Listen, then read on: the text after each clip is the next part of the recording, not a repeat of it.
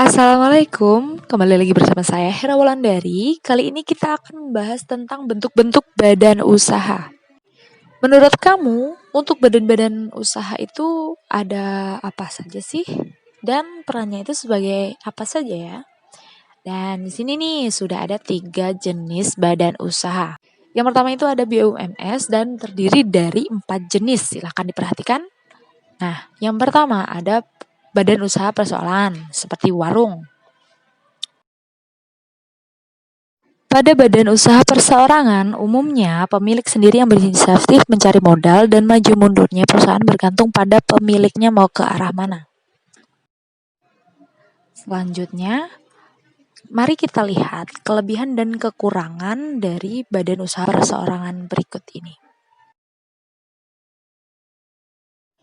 Untuk kelebihannya ada 6. Untuk laba hanya dibagi 1 orang. Rahasia perusahaan akan terjamin karena diawasi langsung oleh pemilik. Pajak perusahaan juga cukup rendah dan kebijakan diserahkan langsung kepada pemiliknya. Apabila pajaknya rendah, maka keuntungannya akan bertambah. Mudahnya dalam mengelola organisasi karena usahanya yang kecil. Dan ini dia kekurangan dari usaha perseorangan. Memiliki modal yang terbatas. Apabila ingin memiliki modal yang besar, maka harus ada pinjam. Tanggung jawab pemilik juga tidak terbatas, maka dari itu harus ada pembagian yang jelas. Dan tanggung jawab pemilik yang tidak terbatas ini maka akan mengakibatkan harta pribadi ikut masuk. Nah, manajemen juga sangat dipentingkan. Untuk badan usaha yang kedua ada persekutuan firma dan ini contohnya yaitu perusahaan Nike. Persekutuan firma bisa berupa kumpulan dari berbagai badan perseorangan yang saling bekerja sama dan memiliki tujuan yang sama, tentunya mendapatkan laba.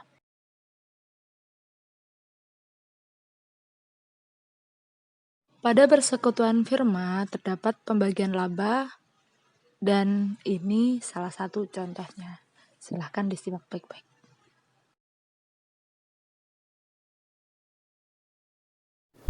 Jadi untuk menjawab soal tadi yang perlu kita lakukan, yang pertama itu kita tulis dulu jumlah laba. Jumlah labanya di sini ada 500 juta. Selanjutnya ada bunga untuk tuan abadi. Kita tadi memakai bunga sebanyak 6%. Kita tulis dulu 6% dikalikan dengan jumlah modal yang dimiliki oleh masing-masing pemilik. Dikali untuk tuan abadi di sini jumlah modalnya 250 juta. 250 juta. Dan untuk tuan tulus sebanyak 200.000.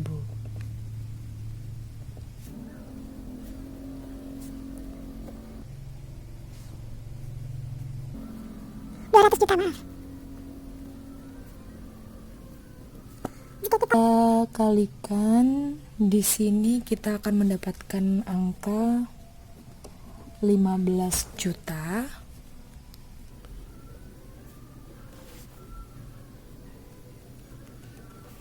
Dan untuk tuan tulus itu 12 juta. Lanjut kita masuk ke gaji tuan abadi. Tadi di atas sudah ada yaitu sebanyak 120 juta.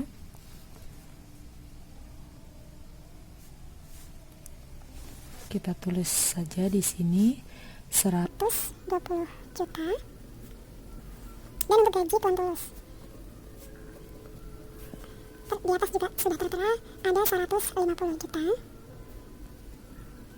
Sekarang kita jumlahkan terlebih dahulu tanpa mengikut sertakan jumlah laba ini tadi.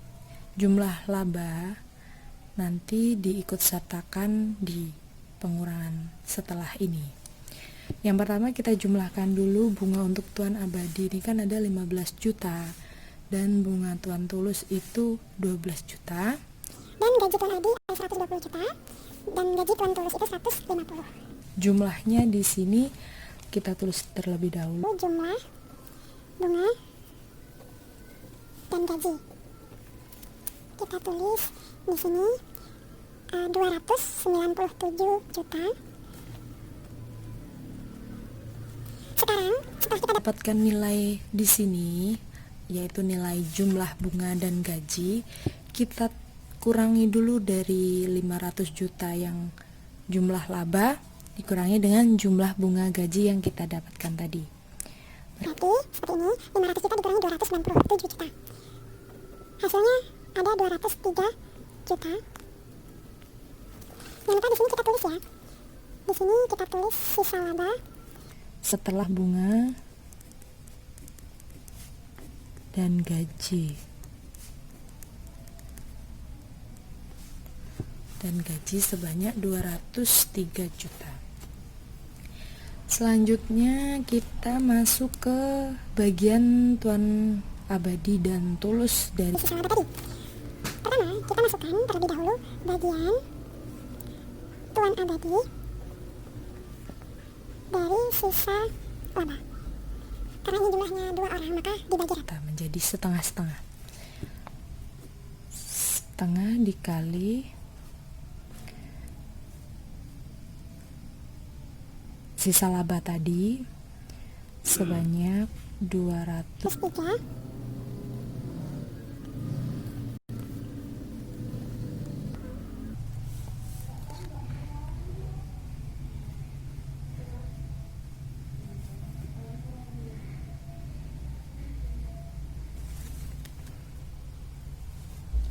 Dan kita tulis juga bagian Tuan Tulus.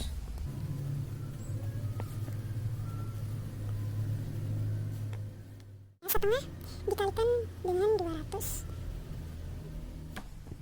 3 juta.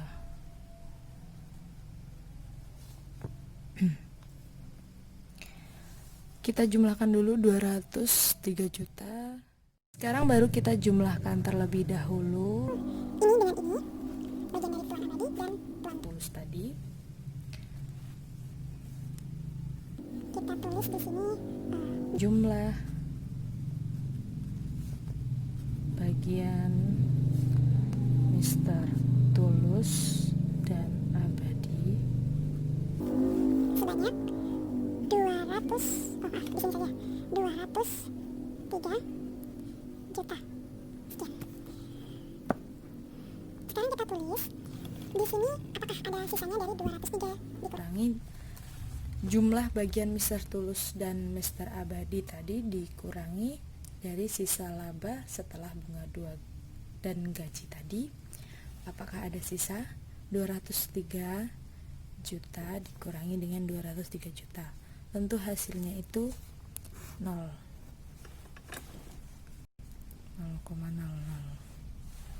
Hasilnya ini ya. ini kita tulis sisa laba. Sisa labanya 0. Sekarang Kita tulis dulu laba yang didapatkan masing-masing orang. yang pertama itu kita tulis begini.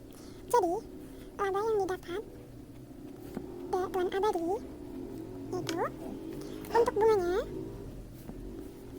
beliau mendapatkan sebanyak 15 juta. 15 juta ini tadi didapatkan dari sini. Bunga tadi ya, yang kita hitung dengan 6%. Kita pindahkan ke sini. Lanjut untuk gajinya, karena gajinya tadi sudah ditulis, otomatis kita tinggal memindahkan saja. Ditulisnya dari soal dan kita pindahkan ke sini 120 juta. Dan untuk sisa labanya, karena tadi ada pertanyaan sisa labanya, kita masukkan sisa labanya tadi itu kan yang kita hitung pakai setengah tadi dibagi 2. Karena pemiliknya 2, kita bagi 2, 203 tadi kan sisa laba bunga dan gaji. Kita bagi 2 atau setengahnya dari 203 ini yaitu 101.500.000. Kita tulis di sini atau kita pindahkan saja. 101 juta dan tinggal kita jumlahkan. Yang di sini kita tulis itu jumlah laba Mr. Abadi. Nah, 15 juta tambah 120 juta tambah 101 juta menjadi 236.500. Oh maaf, ini tadi 500.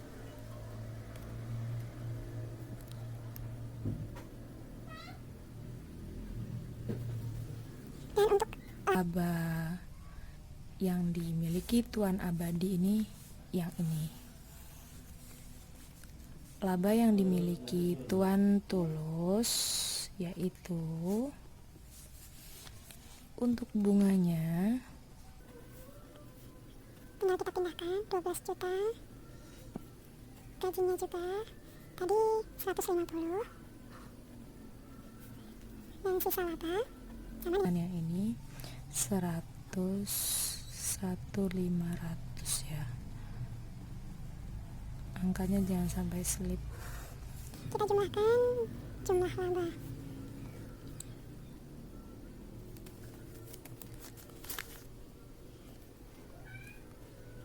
Terus 362.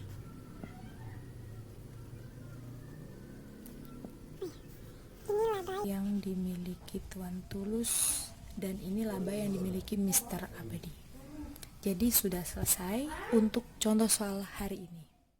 Kelebihan dari persekutuan firma itu ada 4, ini yang kedua. Dan yang ketiga itu keputusan diambil dalam mengoperasikan harus terencana dan resiko dibagi bersama tentunya. Ada kekurangannya yaitu keputusan agak sedikit terlambat karena harus melibatkan banyak orang dan kesalahan satu orang akan ditanggung semua orang. Next, ada persekutuan komanditer. Dan untuk perbedaan dengan badan usaha persekutuan lain yaitu adanya sekutu yang pasif. Dan ini ada 2 jenis nih sekutu dalam persekutuan komanditer yaitu sekutu aktif dan sekutu pasif.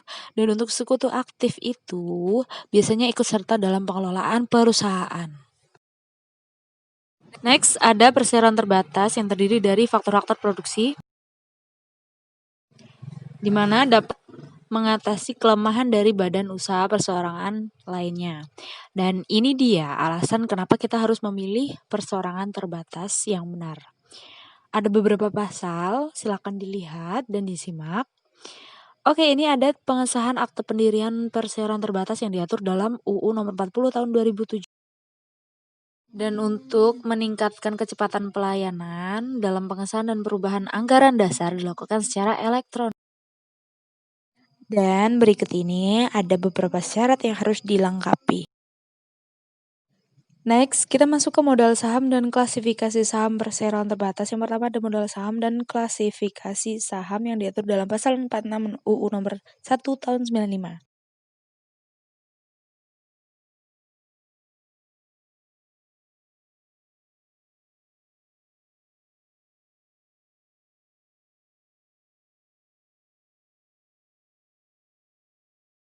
Next, ada rapat umum pemegang saham di mana merupakan forum yang menjadi tempat para pemegang saham untuk melakukan diskusi. Dan ada 3 fungsi penting RUPS sebagai berikut.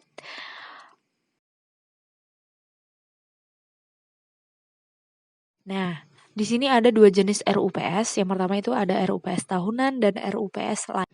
Oke, ini adalah 7 hal yang harus ada dalam laporan kegiatan RUPS.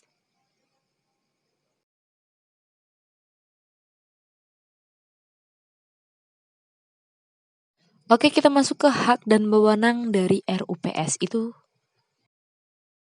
Next, ada direksi, yaitu orang yang bertanggung jawab dan mewakili perseroan baik di dalam maupun di luar pengadilan. Seseorang dapat diangkat menjadi direktur perseroan apabila tidak dalam kondisi berikut ini. Dan ada hak dan kewajibannya direksi tersendiri.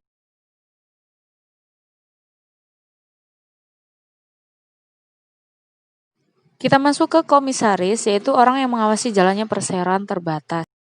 Dan di sini ada tugas serta tanggung jawab. Dari komisaris ada 5. Nah, di sini ada kewajiban dan tanggung jawab komisaris.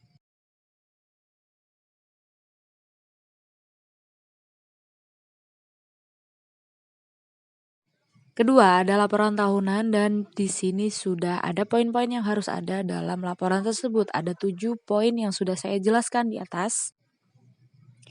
Lanjut kita masuk ke penggunaan laba. Dapat dilakukan apabila memperoleh laba yang positif. Jadi penyisian dilakukan paling sedikit